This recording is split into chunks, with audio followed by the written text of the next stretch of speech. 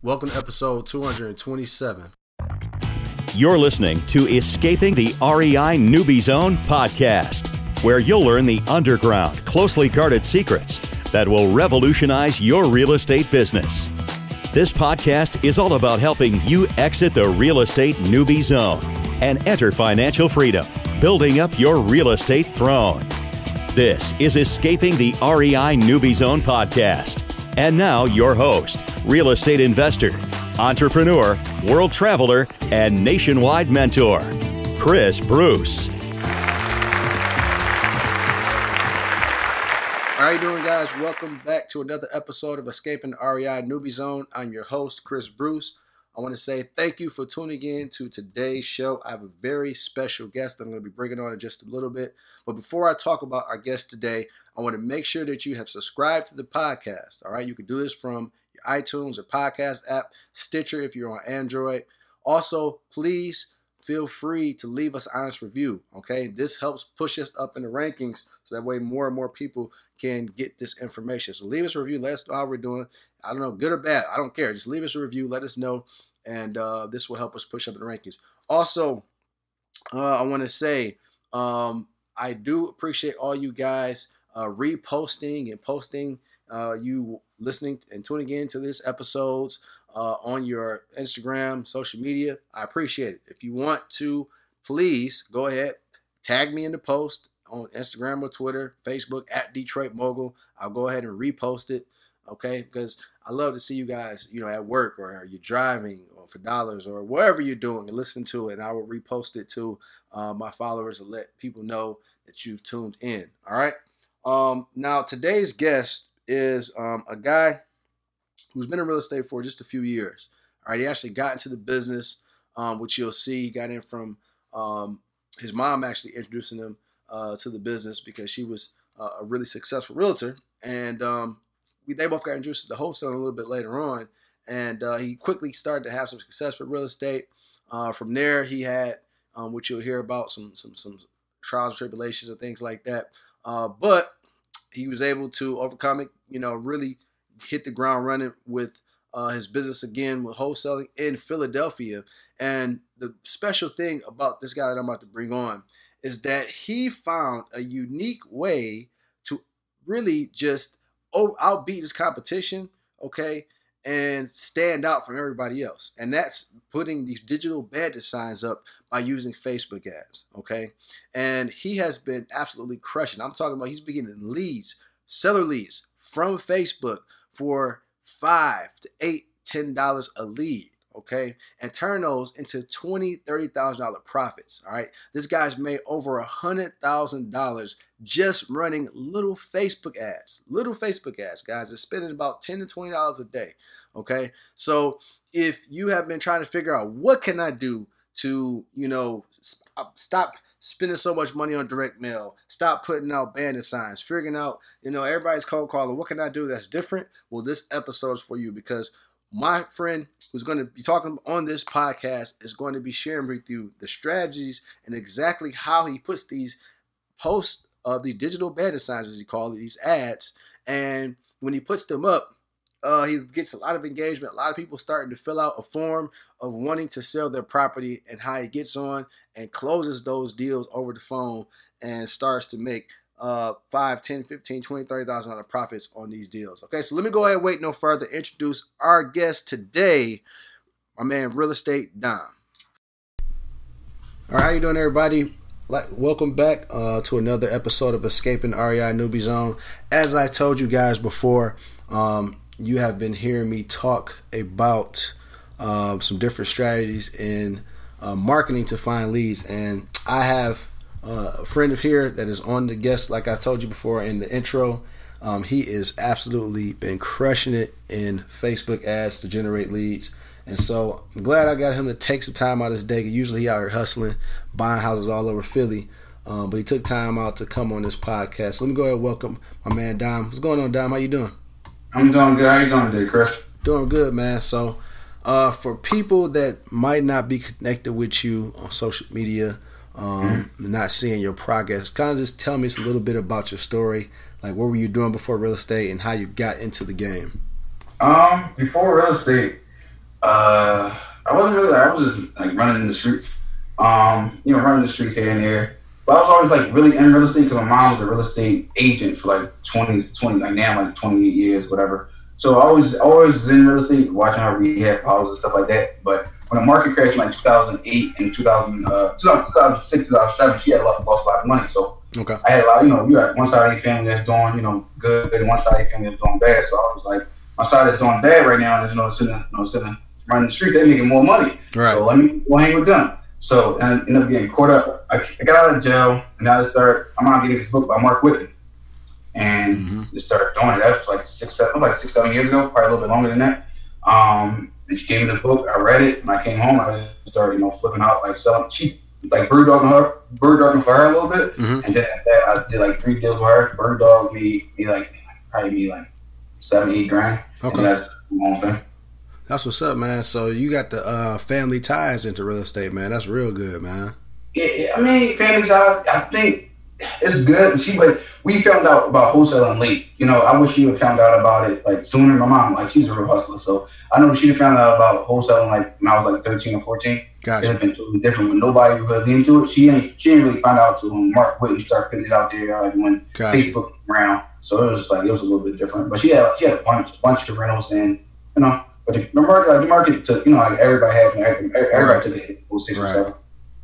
Nah, that's good because when I got in real estate, 2006 was the first time I bought my rental, and my dad put me on, and got me to rent in Detroit, and then I ended up losing the foreclosure, the market crash. But just seeing him had doing it when I was younger, rehabbing houses, and then him putting me into a position for me to become a landlord and made a few little dollars off the rental. It was cool, but yeah, for me too, man. I didn't know about wholesaling until I saw Preston Ely, posting about it, and I was like, oh shoot, he in Tampa. Yeah, Preston. Yeah, so I was like, dang, so. Yeah, it's good, man. I mean, and Mark, that's my guy. I just talked to him literally a week ago. We always talk, just keeping up with each other. But yeah, Mark's he been definitely killing it in the game for a while. Okay, so you heard about it. You saw Mark was doing it. I know he's working closely with your mom.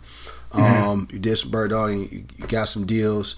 And so how'd you transition to like, okay, I'm actually going to be the person that's like running the business, like me wholesaling myself? This is how my mom raised me. She's like, you got to be your own man. Okay. So when I learned it from her, and I was like, I ain't really getting these cuts ain't really looking too good. Right. So, Mom, like, you still looking at me like I'm your son, so I need to do my own thing. And she was like, all right, cool, what do you think? Like, it's going, it's hard. I was like, all right, cool, I ain't scared of work. So I ended up doing it. I think I ended up doing my first deal by myself, but she ended up helping me because it was her house, and I just had a buyer. So I was just doing cold calling, like out of the newspaper. I found a buyer, did like $2,000, and I started doing I was doing a lot of business signs at first. So my deals was coming in like drastically, like it wasn't coming in like 1 month I might do 2 deals, 1 month I might do 4. It's all depends on how the business signs work. So I really started really started like getting into it to probably like I was doing deals, but I really started like taking it like really serious probably until like I would say 2018. Gotcha. Okay. I was taking it serious. Like I was just playing with it. I had to take a major L like to really realize like I was really playing around. Gotcha. That's how it be sometimes though, man. Like you see the money in there, but you like, man, it's cool, whatever. But then you transition from okay, I just can't just be a hustler. I gotta actually look at this as a real business. You know what I'm saying? I think I was making so much money not doing no marketing. It kind of messed my head up. Yeah. Because I was doing 50 grand deals, 40 grand deals, but I was really doing very, very little marketing. So I didn't really like when people was like, you got to invest back in the market. I was more like, why? Right.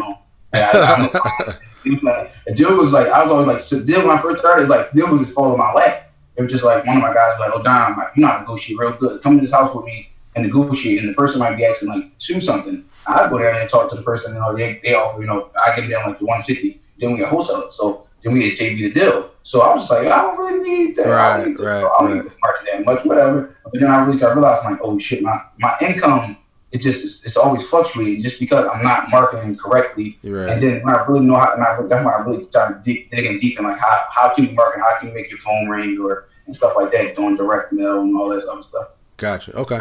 All right, so yeah, you was making money. It just wasn't the consistency every month that you wanted to. Okay, so then what was the first marketing strategy that you said you started to use that you started to see the consistency? My first marketing strategy, I would say it was direct mail. Okay. I would say I started seeing a lot of consistency from the direct mail standpoint. From the direct mail standpoint, it was just mainly the FT owners sending postcards out. Gotcha. I was seeing a lot of consistency with that, but then it started becoming like heavy competition. Like everybody's sending out direct mail and stuff like that. So that was a lot of it. And then, you know, it was direct mail. I was doing direct mail. And then I just started fading in Facebook. I was doing direct mail, but I was doing direct mail. Then I found a little niche in direct mail, like with eviction leads. That works very well for me. And then after that, it was just Facebook. I went on Facebook. Got you. Okay. Yeah, I'm with you with the direct mail. It's like you got to find a niche within a niche almost, or you got to like either pile up a certain list on another top of a list.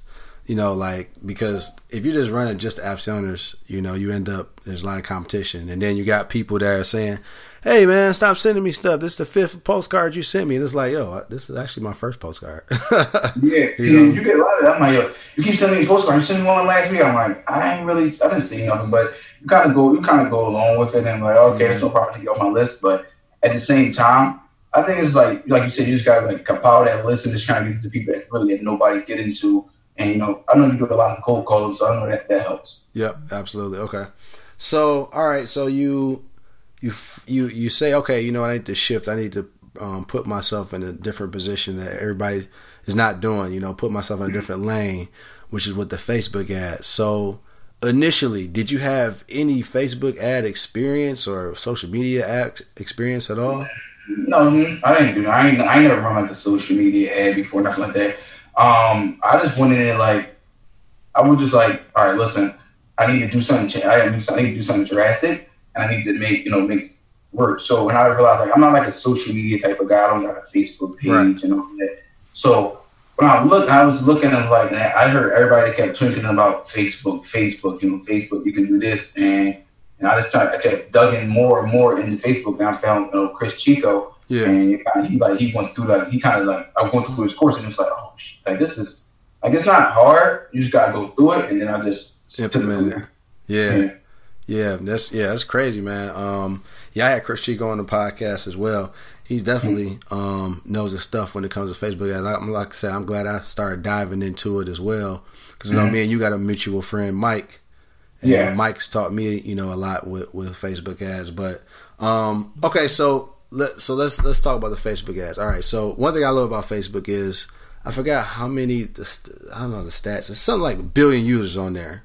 And it's like crazy. Everybody's on Facebook. Yeah, it's like 800 million plus active members and 1 billion something people on there. Period. It's like your grandma, your aunt, everybody on there. Everybody's on there. You can find everybody on Facebook. Yeah. So your sellers are on Facebook. Like you can definitely target them. Okay. So. Most people are going to ask, all right, well, how do you target? Do you don't use a personal page, right, to target anybody? No, I use a business page. My business page is Irene Buy Houses. That's just a picture of my daughter. She's 3, and I think the picture's when she's 2. So it's just it's real, like, kind of laid back, personal. It's not really like more like it's a business page, but it's more not like, you know, I got my address, phone number, but it's more like laid back, family oriented. Gotcha. Okay, perfect.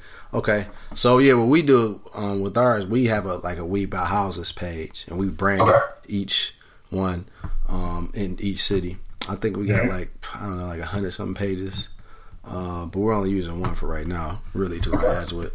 Okay, so all right, so you have a business page, and that's why I want everybody to know, guys, you don't have to use a personal page. So some of you that's posting crazy stuff, talking about the government or whatever, you don't have to worry about that. You can actually create a separate business page where nobody will know. All right. Okay, so Ben, you got the business page. So to run the advertised, obviously you need an image or a video or whatever, which people you can, you know, find that out later on. But the actual like when you set up an ad, most people think, well, you need to send them to a website. Most people don't have a website. So how do you get around this? I don't send them to a website. In Facebook, it's a thing called a lead form. So you basically, they can stay on Facebook and opt in, fill out their name, their number, their email, and their property address they want to sell. And just they continue right back on to Facebook. And then only at the end, if they want to click your website, they can click through your website. They can click through your website and go to, both of your websites. So I find that the people who actually go through, click on my lead form, and then click on my website and then fill out another form on my on care website and go there and fill it out. They're more the most motivated ones, so I kind of I'm excited because they just jumped through all the hoops and everything. Right. So I'm going to contact them first. Gotcha. Okay. So you mentioned you have an on care. You use a care website. Yeah, on care. Okay. Yeah, okay. I'm not a techie guy. It's on care. I got everything there. Definitely. I ain't even update my website. I just leave it plain. And it works. Okay. Yeah, I love Carrot. Like I tell the guys, we use Freedom Salt website just because it's free that we have them, and they did some upgrades to them. But if I didn't, we would definitely use On Carrot because their stuff is by far the best. It converts the best. Yeah. But for you guys, I want you to make sure you heard Dom. Like, you don't have to have a website. You can actually, even at the end, if you want, you can even send them straight to call you at a phone number. You can put the CTA at the end. You can add call. Yeah, I forgot. You can add call now or something like that. I'm going to switch it and put that there and see how many calls I get from that number. Right. Yeah. So that's the only thing you got to. I want you guys to know is that for those that's not technical, those don't have a website, you can run what is called a lead form. And the good thing about it, guys, is that with the lead form is that the people, Facebook loves the experience of taking a user through something like this without having to take them off their website. Because think about this. Someone sees an ad. They're on Facebook. They're looking to basically not find someone that wants to buy their home. They're on there looking to see what their friends are posting, what cat pictures is coming up, or what news is going. That's what they're on Facebook for. But then they see your ad, and then it's like, oh, okay, well, actually, I was interested in something. They click it, they put their information in, but they stay all on Facebook while they're doing it. So this is a huge plus, for doing this. That's why it works so freaking good. Okay, so. And it's less cost. And it's less cost, right? Exactly, because it's a lot to take somebody off Facebook when they were on Facebook in the first place, not looking for you. Yeah, true. Okay. All right, so with the Facebook ads, is there, like, I remember before there was like you could super target stuff, and then the whole Facebook privacy thing happened, and that kind of like took away some things. Is there any special targeting that you're doing at all? I didn't basically target. I think it's no real targeting. I kind of look at it as a band design, really almost. Gotcha. So I just say, okay, I want to get some properties in this. I kind of do it a few ways. So first way, I just like regular Facebook. I'm going to just put an ad in 19140 in that area. I'm going to target everybody and all of the females and males in that area, probably at the age of maybe 25 and 65 and up. Yep. I'm just going to run my ad that way. I'm not going to specifically target nobody after that because I just want to see who's going to click on my ad, and then I'll just retarget from that standpoint and focus my energy on people that actually clicked it. Meaning they might have something for sale, so I'll focus my energy on them people. Okay. And then try to get more people to see my ad. Gotcha. Perfect. Okay. All right. So after you have the targeting down, what does the budget look like? Because some people will be like, Chris, I just don't know how much. What does the budget look like? I don't know, if I have the money to keep up with the costs. I think my budget, when I first started, my budget was super small. I was probably only doing like maybe $20-$30 a day. Okay. But I think it's like, I think you should do like Facebook is like a monthly cost. Yeah. So you can pay you can pay say, okay, charge me at the end of the month for the first amount I think it's $250. Yep. Second amount and $500, whatever it is. So you go in there, you add it, and you say I want to spend $250 a month. Then you can divide that number by, I would say I can't divide it by 30 because it's too small as a daily budget. But I would say, listen, if you can spend $250 a month to try to do a daily ad spend of probably like $20 or $25 a day. Right. Like, don't try to go under that because you hit that $10 mark, it's not going to work. Yeah. It's not. We could. I know I'm not about you. I convert leads sometimes at $4 to $6 per lead, but that's not normal. I'm usually at like the the $15 to $18 mark. Lately, I've been at that that 4 to 6 mark. But it just happens. But that don't mean like one day I'm not gonna wake up and it's gonna jump up drastically. Yeah, exactly. But no, that's really good. Like if you're getting leads of $4 to $6, I mean that is like extremely good, especially for how much you can make. And that's what I want you guys to understand. Like real estate investing is about investing. All right, Dom's not afraid to put money into the Facebook ads because he knows that if he pays even $8, even $10 for a lead, that lead make him 10 grand.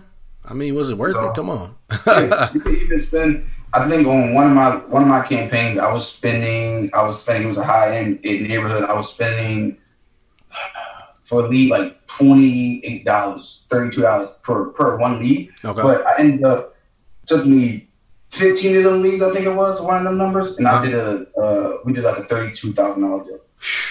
Wow, that's crazy. So I spend higher in the better neighborhood, but these is like that's just like the hood. I know I can make like little tens. Gotcha. If I know there's possibility to make $50,000 to $60,000 now, I'm gonna spend what I need to spend. I don't really care, and I think that's what a lot of people say. Okay, what's your cost per lead? It doesn't matter what my cost per lead is. Right. What is your average deal size? Exactly.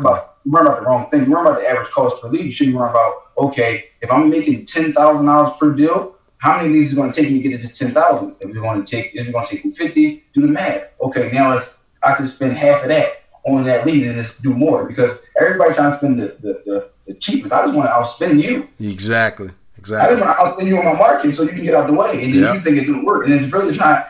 Oh no, I'm just going to spend $32 a lead for the first couple months, and then when you say, "Oh, it's not working," my lead is going to drop to 20. Absolutely, and that's the thing that people got to understand, have that mindset that like you said, everybody want to spend the least because they hear, "Oh, no money, no credit," but it's like you got to understand that if you just want to do a deal, then yes, go the cheapest route.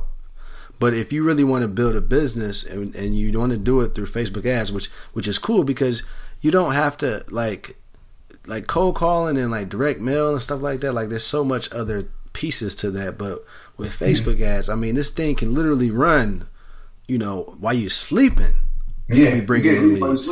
Yeah, so it's like you check it a few times a day to make sure everything is cool. But like it's crazy. So like, okay, so what I want you guys to take from what Dom just said is that it's not all about what's the lowest conversion I can get, what's the lowest I can pay for a lead. Of course, we all want leads cheap, but at the end of the day, it's a shift in the mindset of understanding what's the ROI here. How much can I spend, right, to make X amount of dollars? What does it take to make 10 grand? If I could spend 1,000 and make 10, I'm gonna keep giving Facebook 1,000 as much as I can.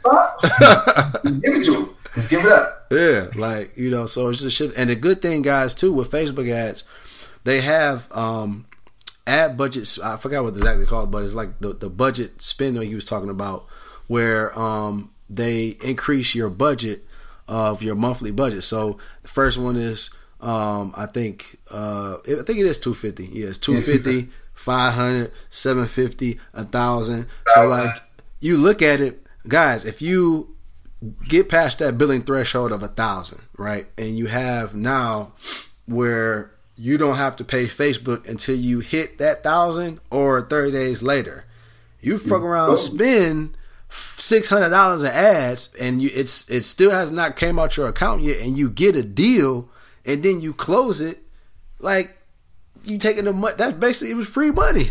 It was free money. That's how I had my first deal. Like I didn't spend Facebook nothing. I got the deal. Then I had to pay Facebook like a week, 2 weeks after that. I had to have the deal under contract, and I had it sold to my end guy. So I was just like, okay. And so I'm like, oh, spend. Right. That's just spend. And it is like my partner at the time, he was just like, what? Spend. Yeah. Just spend it because it's just like, who cares? Because like when when you're the first person in the pond, just try to take it. Yeah. And it's like everybody, oh, it's not working. Yeah, sure. Yeah, absolutely. So Don, let's talk some numbers, man. What is some numbers of some deals that you've completed through this Facebook advertising?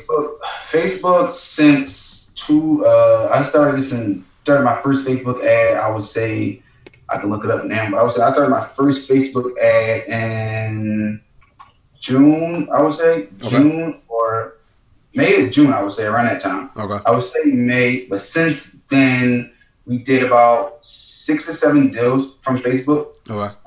One deal was on Sharswood Street in Philadelphia, like a hot little area in Philly. We picked that deal up for $70,000 and sold it for $105,000. Wow, that's crazy.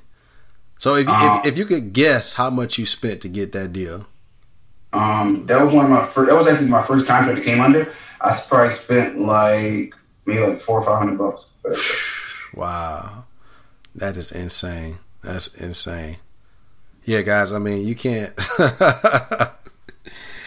you can't get that type of stuff with direct mail sometimes, man. Especially if just $500. Like $500. I mean, and when I talked to the lady, she was like, "I got all these people. People's knocking." She was the house was actually on the sheriff's sale list, so it was about to go to tax sale. Okay. So she's like, "Yeah, I got all these people that just want to buy my house. They know I'm going to sheriff's sale. These people are trying to take advantage of me."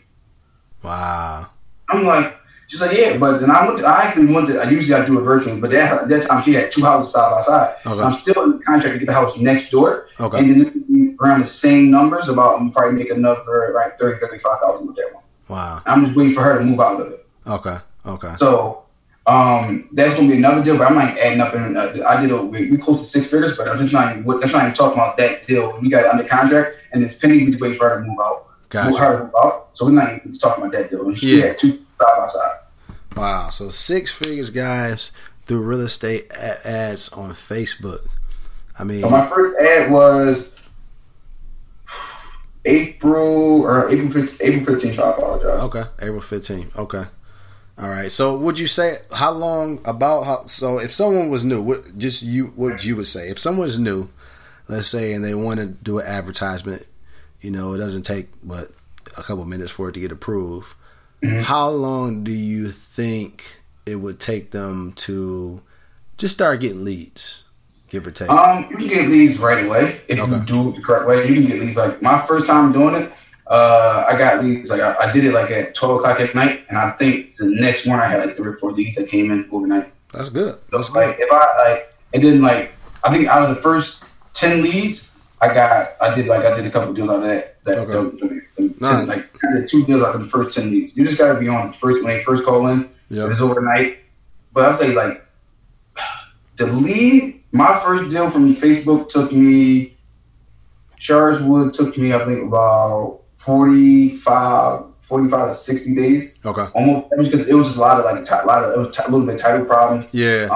The other deal I did from start to finish, on CCB Moore, start to finish, it took me about 37 days. Okay. We did a deal on C Street from over there in Gratz. They took about 21 days, and it's only because them took so quick because they was really simple 3 bedrooms, 1 bath, 3 bedroom, 1 bath houses, and rented out, and we just got them on the contract and sold them real fast, so it wasn't that much to them. Gotcha. But when you talking Gratz, CCB Moore Avenue, that was it was a triplex, and the guy he was trying to figure out should he tear it down or should he keep it. So it was more like a development play. So it took a little bit longer, and he just wanted to close. And he's even worked with mortgage. That was even kind of weird. Gotcha. So. Okay. No, but that's still good though, because I know I talk to my boy Adura all the time, and he tells me Philly with the title issues and stuff like that up there. Yeah, it's always fine. Yeah. It's always fine. It's Philly. Yeah, I was just called the DA office yesterday. Wow.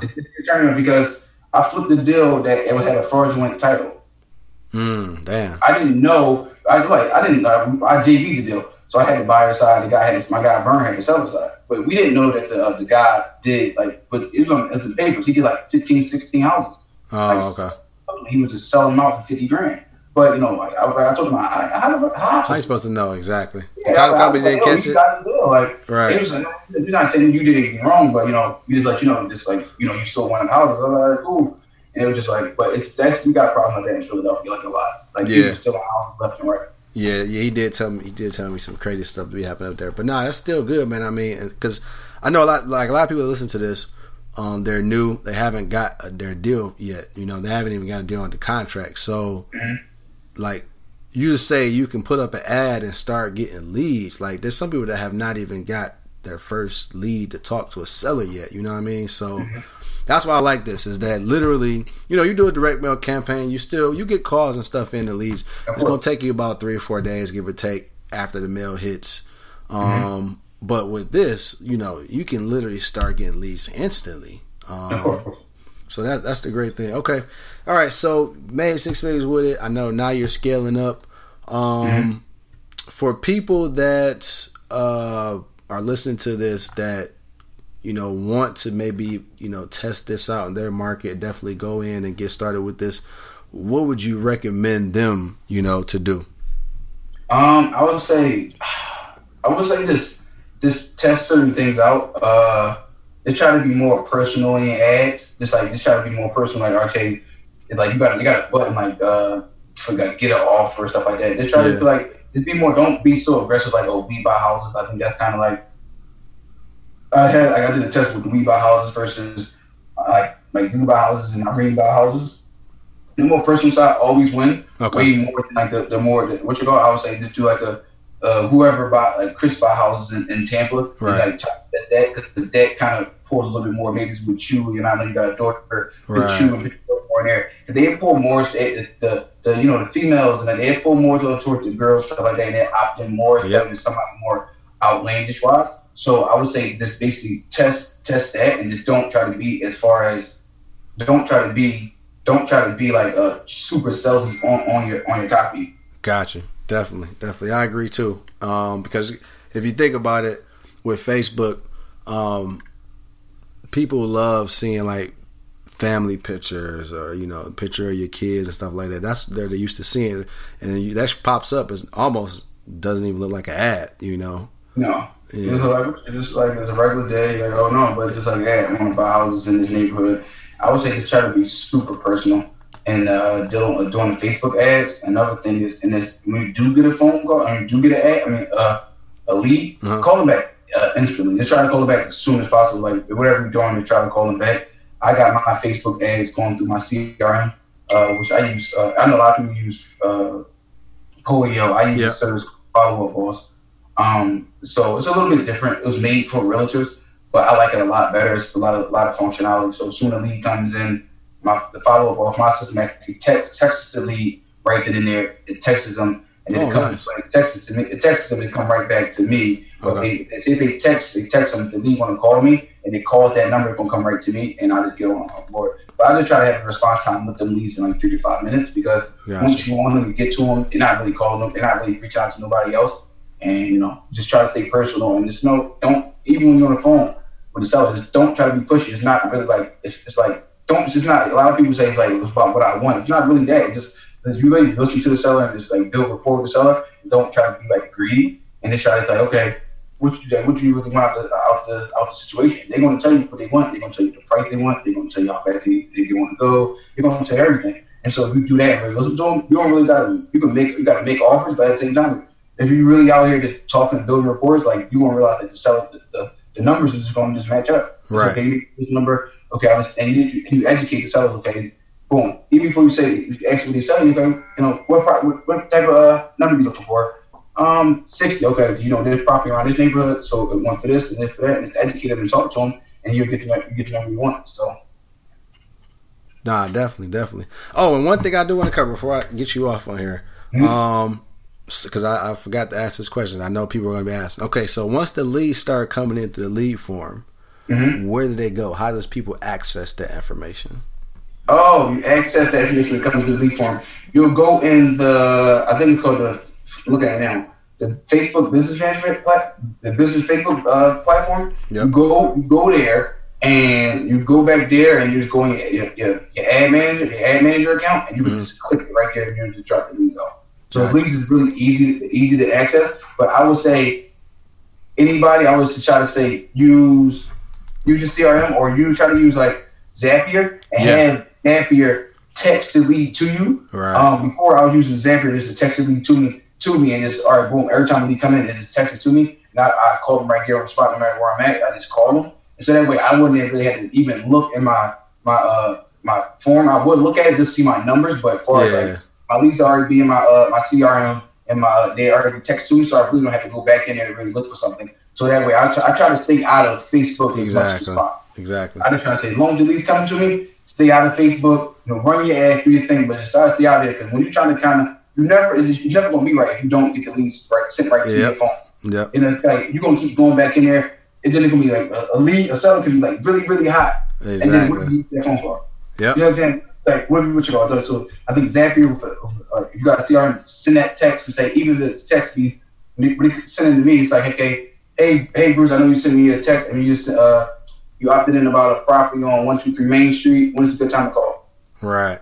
So just a text so they can say, okay, you can call me now or call me in 15 minutes, call me at 3 o'clock. So I just want to send that first text out. Even though I know I'm going to call in 5 minutes regardless, but I still want to send that first text out. So they don't pick up my phone call, I look at it, so did they respond to the text? Okay, it wasn't a good time, they're going to be at work, they're going to get off work at 7 o'clock. Right. I love that. And with Facebook, you're going to find a lot of, it's a lot of absentee owners, but it's a lot of owner occupants too that just want to sell. That's been there for a nice little period of time. So that you got to make sure you have not really have your buyer list together, but just make sure that what you're getting into when you're dealing with owner occupants. It's a little different. It's harder to show the properties, but I still get a lot of absentee owners. But I still get a lot of my deals from Facebook is coming from owner occupiers. Gotcha. Okay. All right, so Dom, man, I appreciate you. You share so many gems, so many nuggets on here, man. I really know that everybody's going to take this and run with it. Because like I said, I'm implementing it, myself, and so I definitely will. I'll reach out to you, let you know how my stuff is going. You already getting leads already? Yeah, I'm already getting leads, man. I saw you getting leads already. Yeah, I'm already getting leads. How long was it for you? Oh shoot, it took me. The first day didn't do too good, but then the second day instantly got 2 leads in, and now it's actually been doing pretty good. We're getting about 1 or 2 leads a day, so I'm looking to just scale it. I went into some other zip codes as well. Just put some new ads out fresh today, so definitely could continue on. But where can people connect? Which I know you don't do the Facebook, but you're on Instagram. I'm not really on Facebook. I'm thinking about starting a podcast. Okay. I was working on it. I'm gonna talk to you when we get off air to figure out how about everything about that. Because so I want to start a podcast. But you can find me on Instagram at RealEstateDom.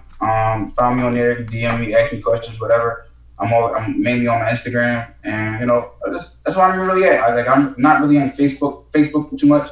I had a Facebook account and I lost my password, and I can't get back in, so I just refused to start a new Facebook page. So, but maybe I should do it, but for right now, I'm doing it. Gotcha. Okay, so everybody, I'll make sure I include his handle at RealEstateDom, so that way you can connect with him. If you got some questions or something like that, you want to reach out to him and do some business with him, you definitely can hit him up. So, Dom, appreciate you coming on to the call, man, sharing all the stuff with all the listeners. And guys, you know my quote: don't live the dream, live your dream. I'll see you on the next one. Thanks for listening to Escaping the REI Newbie Zone podcast at www.escapethenewbiezone.com.